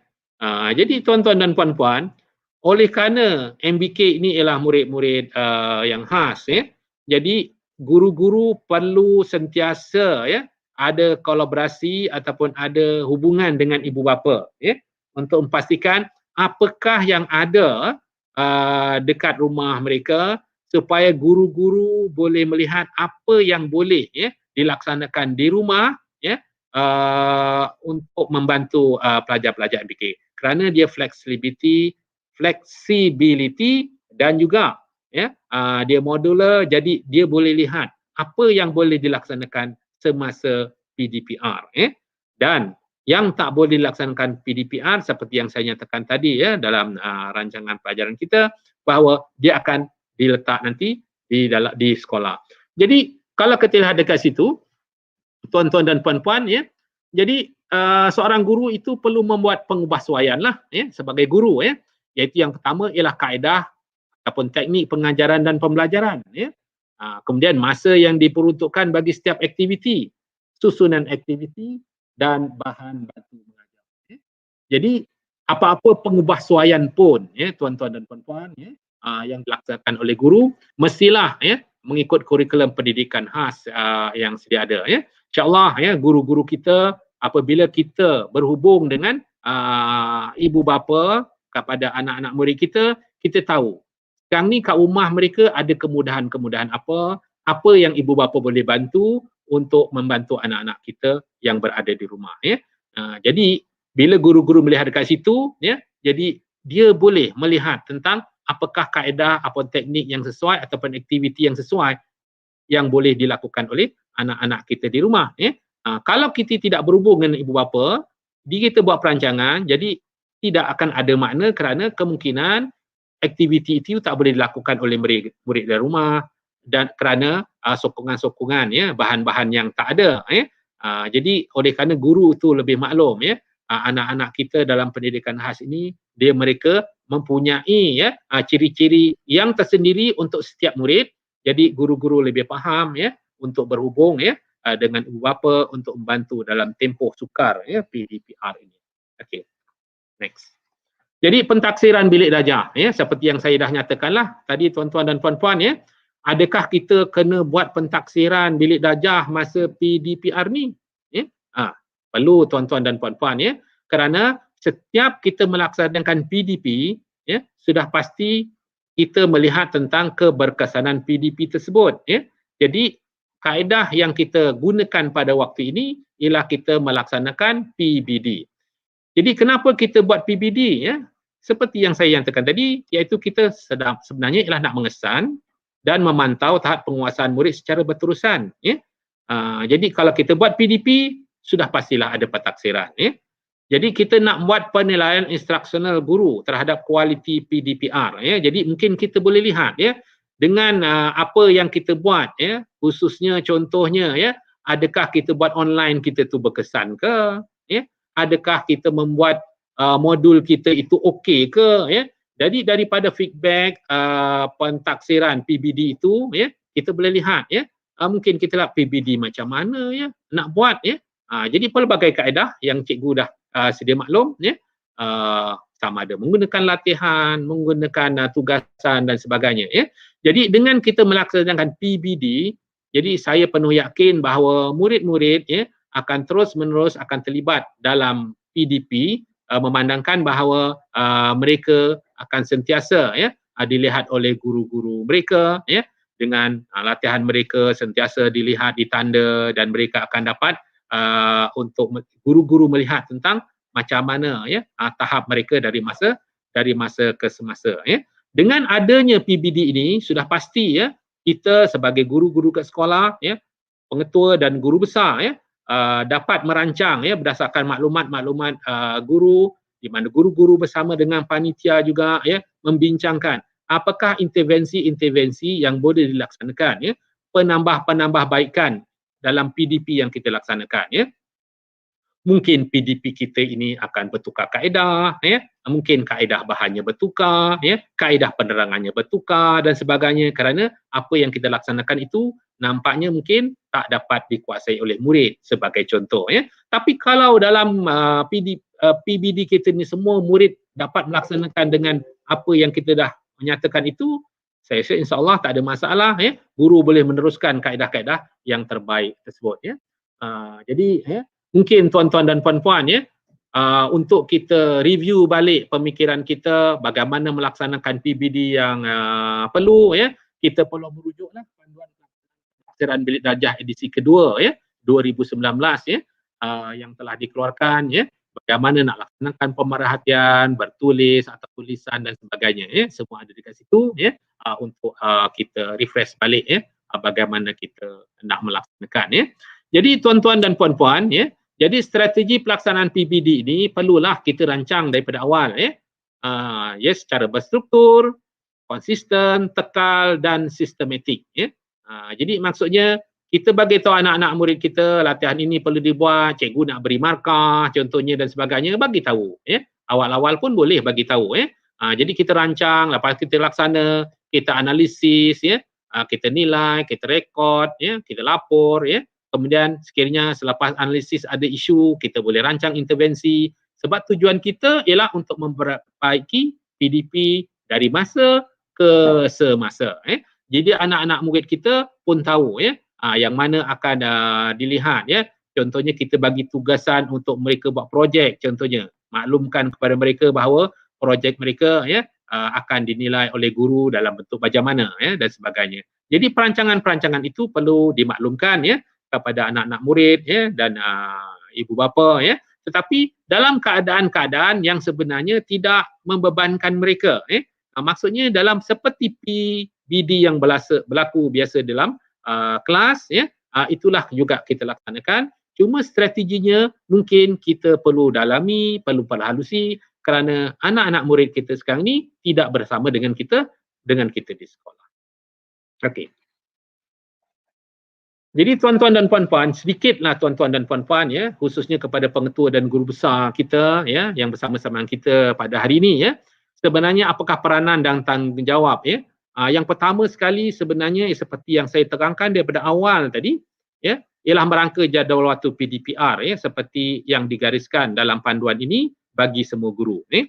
Kalau benda tu perkara jadual waktu ini dah ada, ya, perlu diubah suai, ikut apa yang sepatutnya. Kalau ia dah menepati, boleh dijalankan terus, ya. Tak ada masalah, ya. Kemudian memastikan semua pihak yang berkepentingan, iaitu guru, ibu bapa dan murid, ya, memahami pelaksanaan jadual waktu PDPR.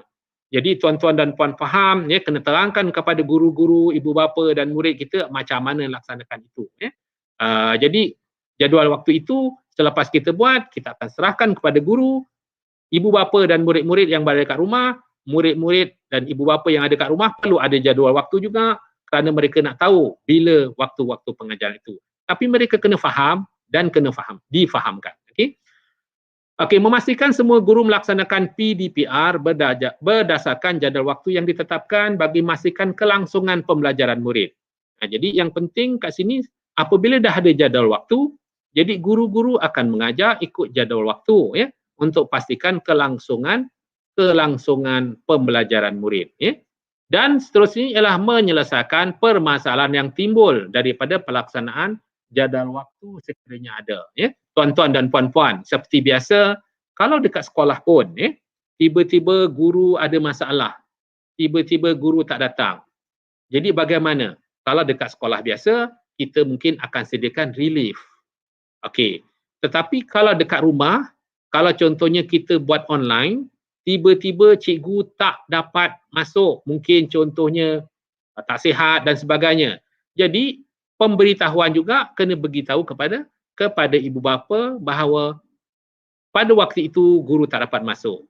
Ataupun mungkin tuan-tuan dan puan-puan ya, kita lihat bagaimana untuk lihat mungkinkah dia ambil alih oleh guru lain dan sebagainya pada waktu-waktu itu hanya permasalahan yang boleh tuan-tuan dan puan-puan selesaikan di peringkat persekolahan.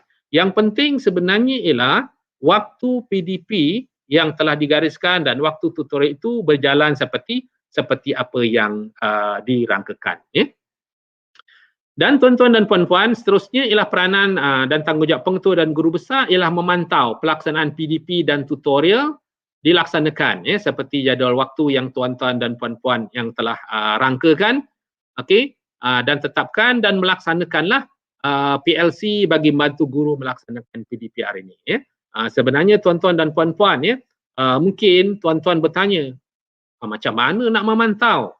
InsyaAllah tuan-tuan semua berkemahiran ya, untuk melihat kalau guru-guru melakukan secara online macam mana nak memantau ya.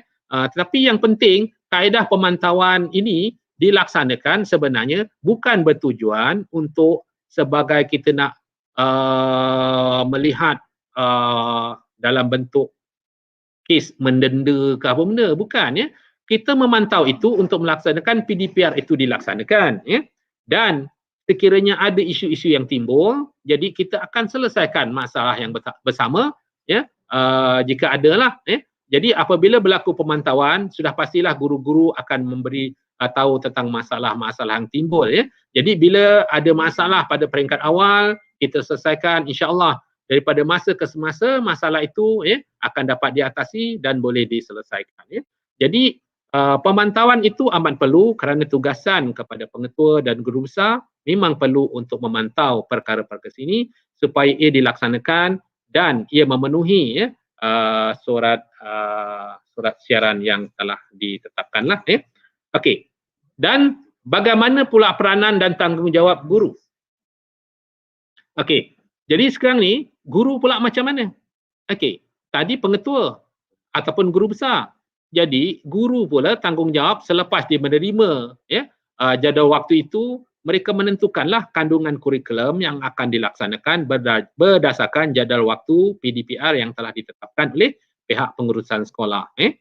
Kemudian menjadikan bahan bahan PDP dan tutorial yang bersesuaian dengan peruntukan masa yang ditetapkan dalam jadual waktu PDPR dan serta boleh diakses oleh semua murid seperti yang saya dah terangkan ya tadi tuan-tuan dan puan-puan ya. Dan seterusnya ialah melaksanakan PDPR berdasarkan jadual waktu yang ditetapkan. Kemudian mentadbir PDP selari dengan pelaksanaan PDP dan tutorial yang dilaksanakan. Dan ini yang penting juga ya, membuat jaringan dengan ibu bapa penjaga atau murid dalam melaksanakan jadual waktu PDPR ya. Oleh kerana anak-anak kita, murid-murid kita ni tidak bersama dengan kita, jadi jaringan dengan ibu bapa itu amat penting ya, untuk pastikan bahawa murid-murid kita ikut, kalau mereka tak boleh ikut apa masalahnya.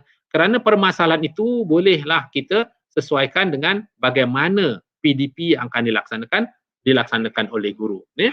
Dan sekiranya ada sebarang perubahan ya, dalam jadual waktu seperti yang saya nyatakan tadi, tak kiralah apa alasan pun, guru tak sihat ke, guru sakit atau ada problem dan sebagainya, sudah pastinya ya tuan-tuan dan puan-puan maklumkan kepada guru-guru dan perlu dipantau bahawa guru-guru perlu memaklumkan kepada ibu bapa. Dan ini perlu diberi penekanan dan tuan-tuan dan puan-puan sebagai pengetua dan guru besar perlu juga ya memaklumkan supaya guru-guru juga memaklumkan kepada pengurusan sekolah. supaya pengurusan boleh pentadbiran sekolah juga boleh memaklumkan kepada ibu bapa sekiranya guru-guru ini ada masalah. Contohnya, guru-guru sakit, tak sihat.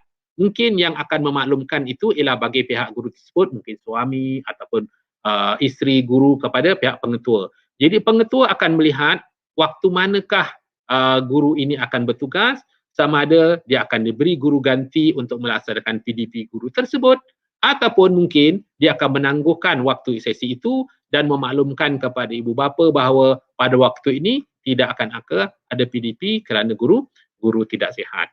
Jadi itu perlu supaya ibu bapa yang bersedia dengan anak-anak murid dekat rumah, mereka tahu bahawa pada waktu tidak ada sesi. Begitu. Jadi itu penting untuk ditekankan kepada guru-guru.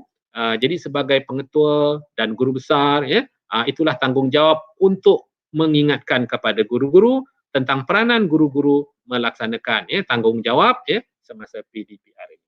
Okay. Jadi seterusnya ialah peranan dan tanggungjawab ibu bapa dan penjaga. Jadi ini kita kena maklumkan juga kepada ibu bapa dan penjaga sebagai pengetua dan guru besar, kena bagi tahu ibu bapa dan penjaga apabila kita dah beri jadual waktu PDPR kepada mereka, jadi memastikan bahawa anak-anak mereka itu yang pertamanya dia dapat jadual waktu PDPR, kemudian memastikan anak-anak mereka itu mengikuti PDPR berdasarkan jadual waktu yang telah ditetapkan oleh sekolah, dan memaklumkan kepada ibu bapa dan penjaga untuk berkomunikasi dengan pihak sekolah, dan ini ialah sebagai untuk pastikan bahawa semua sekali ialah berjalan dengan lancar dan sekaligus menyokonglah pembelajaran anak-anak mereka dekat rumah. Dan seterusnya ialah memberi sokongan dalam membantu anak-anak belajar kat rumah. Jadi dengan mereka sentiasa berkomunikasi kepada guru-guru, mereka tahu apa isu, apa situasi yang berada di rumah mereka. Jadi dengan itu mereka melihat yang terbaik untuk anak-anak mereka dekat rumah dengan bantuan guru-guru yang berada di sekolah. Jadi tuan-tuan dan puan-puan, okay. Jadi dengan itu semua sekali sebenarnya kami di Kementerian Pendidikan berharap jadi semua pihak dapat memainkan peranan yang terbaik agar pelaksanaan jadual waktu PDPR ini dapat membantu dan memastikan kelangsungan pembelajaran murid walaupun berada di rumah. Yang penting jadual waktu ini dibuat untuk memudahkan semua pihak, untuk melindungi semua pihak, dan yang paling penting sekali ialah PDP berlaku untuk memastikan bahawa kelangsungan pembelajaran murid itu berlaku walaupun mereka di rumah. Jadi tuan-tuan dan puan-puan, jadi panjang lebar saya terangkan kat situ, saya harap tuan-tuan akan lebih jelas dan lebih faham. Jadi mungkin daripada isu-isu yang ditanya ni, okay, tuan-tuan dan puan-puan, yang pertama sekali kalau kita lihat ini soalan yang kita lihat daripada apa yang ditanya dalam webinar Datin Seri semalam. Soalannya, perlukah kita laksanakan, saya harap betul lah yang saya baca tu, KTE tu mungkin kita lah, perlukah kita laksanakan sampai 5 subjek sehari? Bagi saya terlalu banyak 5 subjek. 2 subjek sehari pun pelajar agak susah untuk hadam content. Belajar online definitely tak sama seperti bersemuka. Okey, kita faham memang tak sama dan 5 subjek sehari, nak 2 subjek sehari seperti yang saya nyatakan tuan-tuan dan puan-puan tadi penentuan mata pelajaran sehari itu adalah bergantung kepada bagaimana sekolah menyusun jadual waktu PDPR. Kalau jadual waktu PDPR yang disusun oleh pihak sekolah itu 5 subjek sehari pada hari Isnin contohnya 5 subjek lah. Kalau hari Selasa mungkin 2 subjek, 2 lah. Dan sebenarnya pihak sekolah boleh teruskan apa sahaja bentuk jadual waktu yang ada. Yang kita beri itu ialah contoh sahaja. Yang dah ada tu okey. boleh berjalan seperti biasa. Cuma tuan-tuan dan puan-puan perlu tambah baik untuk memastikan bahawa peruntukan masa PDP dan peruntukan masa tutorial seminggu yang dinyatakan itu dipenuhi. Itu yang penting. Nak satu hari itu 5 subjek ataupun satu hari itu 2 subjek ataupun beberapa yang lain tu tidak ada masalah. Bergantung kepada jadual waktu yang ditetapkan oleh pihak sekolah. Jadi pihak sekolah apabila nak merangka itu sudah pastilah dia ada komiti, ada jawatan kuasa untuk melihat semua perkara aspek tentang sumber yang ada di sekolah itu dieksplor untuk memastikan perkara itu boleh dilaksanakan. Dan mungkin kita tertarik tuan-tuan dan puan-puan kan, kerana apabila lihat dekat sini dia kata belajar online seperti yang saya nyatakan tadi. Tak semestinya semua online. Walaupun 100% kita ada internet ataupun ada komputer, tak semestinya online. Jadi pihak sekolah boleh melihat yang mana boleh online, yang mana tak perlu online untuk memastikan bahawa perkara itu, jadual waktu itu dilaksanakan. Yang penting sebenarnya ialah PDP anak-anak kita, anak-anak murid kita kat rumah itu berjalan. Sama ada offline ataupun online. Jadi itu semua ikut kreativiti sekolah lah tuan-tuan dan puan-puan tuan-tuan dan puan-puan biasalah buat kreativiti jadual waktu itu biasa saya pun lama di sekolah dahulu, memang itu kerja kita apabila awal tahun kita lakukan itu untuk pastikan bahawa semua berjalan dengan lancar sebagai apa yang kita nak laksanakan sepanjang tahun. Okey, soalan yang kedua. Contoh jadual agak berat kerana masa terlalu panjang dan beban kepada ibu bapa yang mempunyai anak ramai. Saya dengan isteri bekerja dan anak-anak saya berkongsi gadget dengan ibu bapa. Sekiranya online, mereka tak dapat ikut. Bagaimana dengan pelaksanaan sekiranya hanya ada satu peranti dikongsi beramai-ramai? Jadi seperti yang saya terangkan juga tuan-tuan tadi, jadi dekat sini pihak sekolah sebelum melaksanakannya sudah pastinya perlu ada muafakat dengan ibu bapa untuk pastikan bahawa apakah kemudahan yang ada kepada anak-anak kita. Jadi kalau anak-anak kita dekat rumah itu gadget dia tak ada penuh dan guru nak juga laksanakan online, bagaimana? Kan? Jadi itu perlu diseimbangkan semua supaya anak-anak, yang penting sebenarnya akhirnya anak-anak kita tu belajar dan mereka dapat melaksanakan PDP. Jadi kita kena tahu. Jadi contoh-contoh yang ditekankan tadi ada. Kalau semua boleh, kita boleh online sepenuhnya. Kalau mungkin tak boleh sebahagiannya, kita boleh ada yang online, ada yang offline. Ataupun mungkin ada yang langsung, dalam kes ini dia ada. Dia ada, tetapi mereka terpaksa berkongsi. Jadi kena muafakatlah dalam kes ini. Dan juga dalam kaedah-kaedah tertentu, contohnya bahan pengajaran itu boleh diakses oleh murid kemudian, contohnya. Jadi mungkin guru mungkin dia nak buat oleh kerana mungkin mereka tak nak menggunakan kaedah manual, kaedah modul, mereka akan menggunakan mungkin rakaman dan sebagainya, yang sebenarnya anak-anak ini boleh akses kemudian apabila mereka boleh dapat gadget itu daripada adik-beradik yang lain. Jadi dalam kes itu pihak sekolah perlu menitik beratkan tentang pemufakatan antara guru dan juga ibu bapa untuk anak-anak murid mereka lah seberapa baik yang mungkin. Okey, next. Guru telah hantar bahan untuk aktiviti. Sayangnya respon daripada murid sangat minimum dan lambat pula tu. Macam mana nak atasi Okey.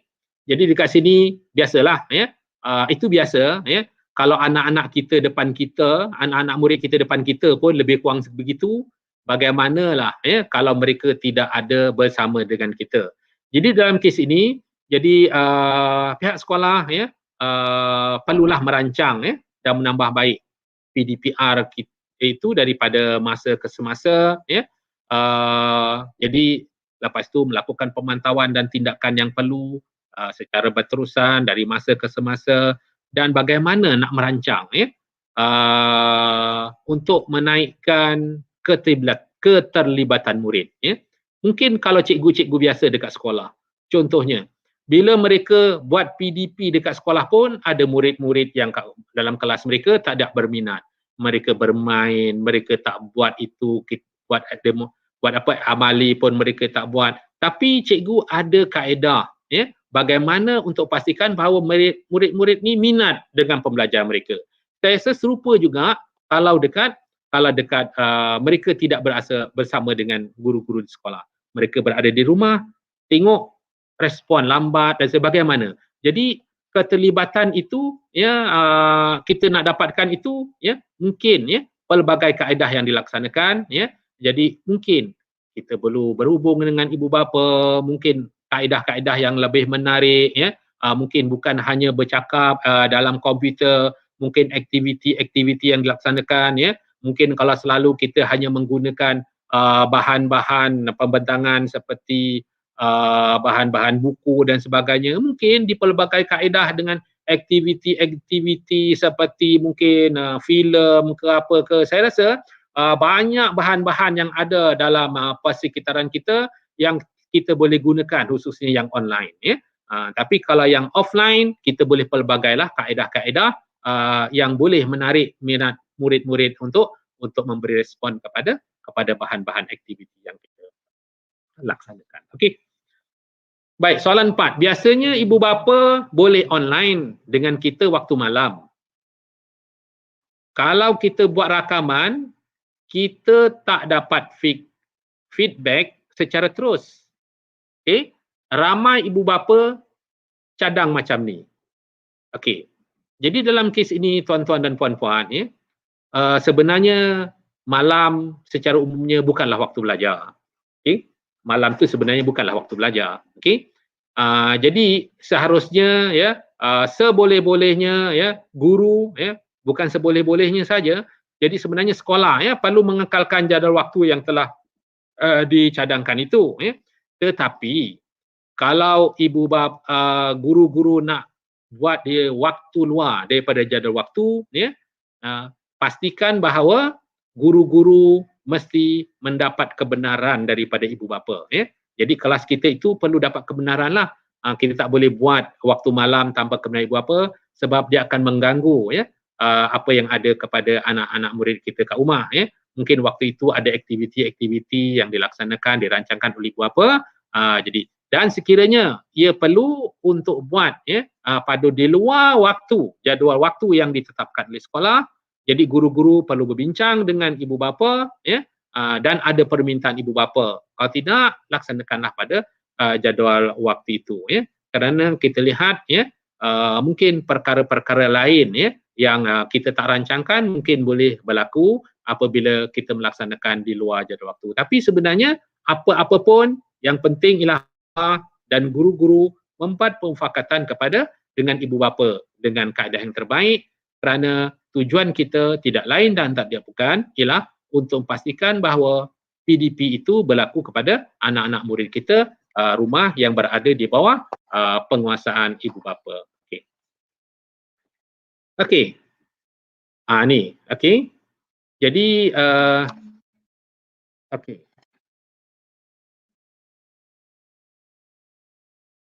Ni, bila nak mula laksana jadual waktu PDPR baru ni? Ya, mungkin itulah soalan cepu mas nak tanya, kan? Dah buat ni bila nak laksana? Okey, seperti yang saya nyatakanlah tadi tuan-tuan dan puan-puan, kalau dah siap boleh laksana. Hari ni dah ada, tak ada masalah, boleh laksana. Hari ni ialah hari Selasa. Esok hari Rabu, rasanya tak ada sekolah seluruh negara yang cuti, kecuali sekolah-sekolah yang ditutup dan sebagainya, boleh mula. Okey, kalau sekolah yang ditutup, kalau anak muridnya ada kat rumah pun, dia boleh mula juga kalau jadual waktu dah ada. Ya. Tetapi kalau belum ada dan belum lagi diselaraskan, boleh buat dan bolehlah dikuatkuasakan, ya, menjelang 22 Februari 2021 atau lebih awal. Okey. Baik, next. Okey. Jadi tuan-tuan dan puan-puan, ya. Jadi sekarang ni tuan-tuan dan puan-puan, saya, kalau tuan-tuan dekat sini, ya, Mungkin tuan-tuan dan puan-puan tiba-tiba hari ni semalam pun tak buat tanya sebab mungkin nampak macam faham. Hari ni pun sebab semalam baru webinar Datin Sri, hari ni ya saya pula bersama tuan-tuan dan puan-puan mungkin rasa faham kot. Okey, tapi nanti bila tuan-tuan nak buat tak fahamlah pula. Semalam macam faham, hari ni jadi tak faham. Biasalah kan, macam teori faham sangat, tapi bila buat kita kurang faham. Jadi tuan-tuan dan puan-puan, jangan lupa ya, kalau ada masalah boleh telefon terus kepada ya kami di war room kami iaitu di 03-8884-2279. Okey. So dekat situ akan ada petugas-petugas pegawai yang akan sentiasa lihat. Tetapi ingat tuan-tuan ya, janganlah telefon di luar waktu pejabat, memang tak ada ya. Tapi kalau di luar waktu pejabat, waktu-waktu tu tuan-tuan nak tahu, jadi tuan-tuan bolehlah ya buat email iaitu aduankurikulum2021@gmail.com. Jadi pegawai-pegawai kami akan cuba selesaikan dengan sesegera mungkin untuk memberi maklum balas kepada tuan-tuan dan puan-puan ya, sekiranya ada perkara-perkara itu ya. Jadi sebarang permasalahan insya-Allah ya, tidak ada perkara yang tak boleh diselesaikan ya. Kita sama-sama berbincang ya dan kita akan cuba membantu seberapa baik yang mungkin ya untuk kita dapat atasi masalah-masalah tersebut ya. Okey. Urus dia ada persoalan-persoalan yang timbul dah ni lagi. Encik Azmi, ada ke Encik Azmi? Nampak macam clear je ke saya cakap seorang? Harap tidaklah kan? Ramai ya kat dalam ni. Saya dimaklumkan oleh urus dia ramai ya. Saya tak pasti. 17,530. Bermakna kalau seluruh sekolah ada satu wakil, bermakna 10,000 ya. Sekolah kita ada 10,000. Mana lebih dua wakil. Okey. Okey, mohon doktor buat live di TV. Ibu bapa akan dapat info yang latest, boleh mengelakkan salah fitnah yang asyik menyalahkan golongan pendidik ya. Kita cuba dapatkan sebab kita sedia maklumlah tuan-tuan dan puan-puan ya, TV tu ya, TV kena bayar ya. Tapi kita rancangkanlah, kita akan maklumkan kepada pihak ya, pihak berwajib sekiranya boleh kita cubalah dapatkan slot ya. Tapi sekiranya ya tak boleh ya, jadi mungkin penerangan-penerangan ini juga boleh diwar-warkan kepada semua ya, untuk pastikan bahawa kita golongan pendidik ini ya yang sentiasa bertungkus lumus untuk memastikan bahawa anak-anak kita anak-anak murid kita ini dapat yang terbaik ya. Okey, kita dapat laksanakan dan semua orang ya boleh faham ya. Okey, ya, saya nampak dekat sini semua tahniah penerangan yang jelas. Kalau ada apa masalah ya tuan-tuan boleh bagi tahulah ya. Saya pun tak tahu urus dia bagi masa sehingga pukul berapa kat saya ni ya. Okey, setuju live TV. Okey, insya-Allah kita cuba cari ya. Tapi saya tak boleh berjanji tuan-tuan dan puan-puan ya. Sebab kita mengikut ya peraturan-peraturan ya yang perlu diikuti ya dengan pembayaran dan sebagainya ya. Okey. Kalau kita laksanakan dekat sini ni, kita bayar dah ni. Kita tak bayar, ini percuma je. Bolehlah kita buat banyak-banyak kalau macam ni kan. Tapi bila buat kat TV ni yang kita kena bayar ya. Kecualilah ya. Mungkin ada yang sponsor, tak ada masalah sebenarnya ya. Okey. Okey, alhamdulillah, terima kasih ya atas perkongsian, sangat bermanfaat ya. Okey. Okey, mohon sediakan rakaman untuk ulang siar dengan ibu bapa ya. Urus dia boleh lihat ya. Sekiranya ya boleh ada rakaman dan siarkan kepada ibu bapa juga. Okey.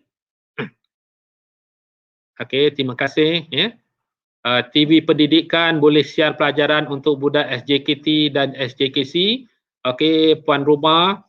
Okey, kita akan cuba ya usulkan kepada pihak yang berkaitan ya untuk kita lihat adakah ada ya untuk kita siarkan perkara tersebut. Kita take note dalam perkara ini. Okey. Okey, ada yang lain ya. Saya cuba nak melihat ya sekiranya saya boleh bantu masalah tuan-tuan dan puan-puan ya. Cuma apa tuan-tuan dan puan-puan ya, dalam intipati perbincangan saya pada hari ini, jadi saya pohon ya tuan-tuan dan puan-puan ya baca dengan teliti manual PDPR 2.0 dan juga ya kita punya apa panduan pelaksanaan jadual waktu PDPR itu ya dan ya selarikan pemahaman itu, dan sekiranya ada isu-isu yang berbangkit yang perlu diberi bantuan ya boleh berbincang ya sama ada dengan rakan-rakan sekolah, dengan PPDJ PEN ataupun boleh terus kepada sekolah ya. Subjek-subjek TVET banyak kerja amali, mohon ambil kira pelaksanaan subjek ini untuk kelancaran PDPR Jadi ini akan diambil kira oleh guru-guru subjek TVET lah ya, bagaimana ya seperti yang saya nyatakan tadi, sekiranya ada perkara-perkara yang tidak mungkin boleh dilaksanakan secara PDPR, jadi guru-guru kena catat untuk dilaksanakan apabila berlaku face to face nanti ya. Kita laksanakan yang boleh dalam PDPR dahulu ya. Okey. Okey, terima kasih ya sekurang-kurangnya. Okey.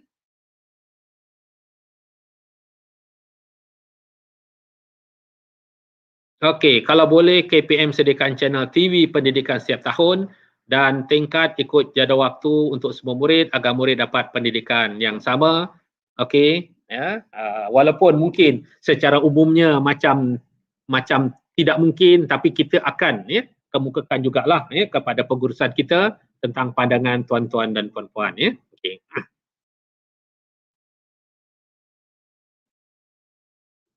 Okey, mungkin boleh wujud satu Telegram PDPR untuk dapat feedback urus dia. Okey, tuan-tuan dan puan-puan, kita sebenarnya ada telefon terus ya, secara terus seperti yang saya nyatakan tadi, boleh telefon, tidak ada masalah ya. Waktu pejabat kita boleh jawab ya, terus ya. Dan sekiranya tuan-tuan nak boleh buat secara email ya, dan kita boleh jawab ya tuan-tuan dan puan-puan, kerana mungkin jawapan-jawapan itu mungkin perlukan sedikit masa ya untuk kita dapat rujuk kepada pegawai-pegawai yang berkaitan daripada pegawai-pegawai yang bertugas di kaunter. Jadi perkara-perkara itu perlu ambil kira, dan kalau tuan-tuan bertanya ya mungkin kita juga ya sekiranya pegawai-pegawai yang bertugas itu arif tentang yang ditanya, dia boleh jawab. Kalau mereka kurang arif dan mereka perlukan bantuan kepada pegawai meja yang lain, jadi kita perlukan pegawai meja lain untuk membantuan jawapan ya. Okey. Okey, tuan-tuan dan puan-puan ya. Okey. Selain hanya memaklumkan, mungkin elok adakan latihan khas untuk online khusus pada guru-guru dan pelaksanaan PDPR. Guru-guru tidak pernah latih sebegini. Terima kasih Dr. Latif. Okey. Dalam kes ini juga ya, secara umumnya ya, insya-Allah ya BPG ya akan ambil tugasan tersebut ya. Bagaimanapun secara umum tuan-tuan dan puan-puan ya, pihak sekolah juga boleh ambil inisiatif segera, kerana kita juga ada guru-guru kita yang mungkin expert seperti guru YouTube dan sebagainya, tetapi kita akan maklumkan kepada BPG untuk meminta adakan latihan-latihan seumpamanya. Okey. Okey, KPM minta guru cemerlang merakam sesi PDP yang cemerlang untuk siarkan di mana-mana media. Ya, insya-Allah dalam kes ini sekarang ini tuan-tuan dan puan-puan, KPM telah memulakan langkah. Tuan-tuan boleh melihat di NTV 7 dan juga saluran-saluran TV OK dan sebagainya, di mana di situ ialah guru-guru cemerlang kita ya beraksi untuk kepada anak-anak murid kita, khususnya yang akan mengambil peperiksaan SPM pada tahun ini ya. InsyaAllah pada masa kapan kita akan lihat perkara itu untuk lebih baik. Okey. Okey, so rasa mungkin dapat membantu dengan sebaran dalam YouTube ya, dalam grup parent di sekolah ya. Sekiranya tuan-tuan dan puan-puan boleh sebarluaskan ya, tidak ada masalah ya untuk kita buat sebar luas ini. Okey. SISC Plus DPPD boleh turun bantu sekolah-sekolah yang punya masalah PDPR serta beri penerangan yang jelas. Ya, insya-Allah ya, SISC akan sentiasa berganding bahu dengan pihak sekolah. Jadi saya harap SISC juga memahami dengan yang terbaik ya untuk membantu guru-guru. Okey. Okey, adakah sekolah dibuka lebih lewat? Tuan-tuan dan puan-puan, itu di luar bidang kuasa saya ya.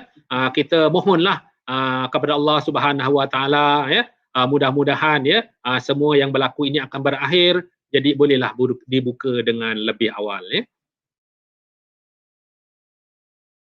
Okey, link kehadiran ya. Saya tak pasti link kehadiran ni untuk mereka buat kehadiran ya. Tuan-tuan dan puan-puan yang hadir tu link kehadiran ya. Jangan lupa ya. Okey, mungkin boleh wujudkan channel Telegram seperti MKN ya. Okey, urus dia ya. Cuba lihat kod-kod ada yang boleh ditambah baik ya selain daripada war room kita ya. Nampaknya mungkin mereka lebih selesa dalam bentuk macam tu. Okey.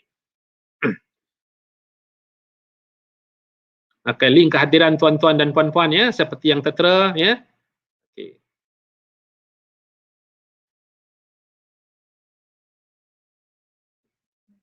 Hmm. 5 minit lagi. Kehadiran saya tak masuk lagi. Okey. Kang saya yang bagi talk pada tuan-tuan, dia kata, "Oh, Dr. Latif tak ada latihan pula tahun ni." Okey, ada 5 minit tuan-tuan dan puan-puan sekiranya ada untuk kita sama-sama bantu. Dan saya ingatkan ya, sekiranya ada masalah selepas ini, ada nak tanya, jangan malu, jangan segan ya. Boleh telefon kepada yang tertera tadi untuk membantu tuan-tuan dan puan-puan ya. Jadi ramai pegawai-pegawai akan membantu tuan-tuan ya. Mudah-mudahan semua kerja buat kita akan dirahmati Allah dan semuanya akan dapat dilaksanakan dengan baik. Okey. Mohon SOP di sekolah diperketatkan apabila sekolah dibuka. InsyaAllah ini memang sentiasa diambil berat oleh pihak kementerian ya. Sekarang SOP pun semua ada yang ketat untuk pastikan bahawa tidak berlaku penularan, insyaAllah ya. Okey, tahniah atas penerangan jelas. Terima kasih ya. Terima kasih tuan atas pencerahan yang diberikan. Okey, sama-sama ya. Terima kasih atas perkongsian. Okey, terima kasih ya. Kita menghampiri masa untuk tamat ya. Saya tak pasti bila akan tamat ni. Dah tamat ke belum? Okey, tuan-tuan dan puan-puan ya. Okey, ada kemungkinan ke murid sekolah dibekalkan dengan ID MOE? Murid prasekolah ada dibekalkan ID MOE? Kita akan cuba panjangkan kepada pihak BPSH untuk dapatkan BPSTP ya, BPSTP untuk dapatkan makluman tersebut ya. Okey, mohon KPM periksa video dalam delima, kalau boleh video tu dalam tu adalah resmi daripada KPM. Okey. Kalau dalam delima kita akan maklumkan kepada BSTP ya untuk pastikan perkara ini ya disemak. Okey, tuan-tuan ya. Nur Fazrin binti Aziz. Terima kasih ya. Okey. Baik, tuan-tuan dan puan-puan ya, masa telah mengakhiri, mencemburui kita ya. Rasanya ya semua sekali rasa macam jelas kat situ ya. Tapi saya yakin ya tuan-tuan jelas pada waktu ini. Saya yakin pada waktu ini memang jelas ya. Tetapi selepas ini mungkin kalau ada yang tak jelas, jangan lupa untuk hubungi kami ataupun berbincang dengan rakan-rakan untuk kita bantu. Jadi saya terima kasih sekali lagi. Saya harap tuan-tuan dapat menghadamkan tentang apa dia panduan pelaksanaan jadual waktu dan manual ya. Manual versi 2.0, PDPR 2.0 itu, dan seterusnya buatlah yang terbaik ya. Yang penting kita sebagai warga pendidik ya, kita pastikan kita sama-sama melindungi diri kita dan kita sama-sama menjaga pekerjaan kita dan kita sama-sama satu hala satu tuju untuk memastikan bahawa pengajaran untuk anak-anak murid kita berjalan walaupun sebenarnya kita ada dalam masa yang mencabar ini. Kalau orang kata waktu ni waktu perang pun waktu perang lah. Yang pentingnya murid-murid kita dapat benefit dengan apa yang sepatutnya. Jadi tuan-tuan dan puan-puan, saya ucapkan terima kasih kepada semua pihak, ya, tuan-tuan dan puan-puan yang dapat bersama dengan saya hari ini, kepada Barisan Urus Dia, Sari, dan juga kepada Encik Azmi, ya, daripada BPG yang menguruskan, ya, streamyard kita pada petang ini. Ya, jadi saya ucapkan sekali lagi terima kasih, ya, sehingga kita berjumpa di lain waktu, di lain siaran. Wabillahi taufik wal hidayah. Assalamualaikum warahmatullahi wabarakatuh dan selamat petang.